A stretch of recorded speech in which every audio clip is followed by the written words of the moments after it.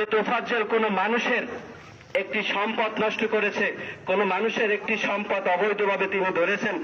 তার সর্বোচ্চ চাহিদা ছিল 50 টাকা, 20 টাকা, একজনের কাছে চাইতো, কিছু খাইতো।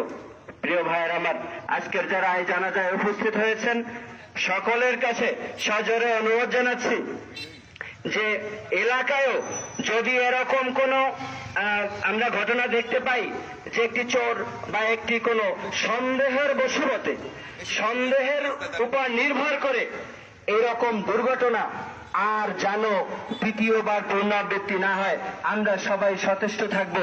প্রিয় উপস্থিতি, আমরা কি এই তোফাজ্জল হত্যার বিচার চাই? কে কে চাই? তো আমরা যদি তোফাজ্জল হত্যার বিচার চাই, আমরা যদি বিচার চেয়েই থাকি, তাহলে আমি আপনাদেরকে জোর অনুরোধ জানাবো যে এই জানাজা শেষে আমরা চরদানি বাজারে স্থানে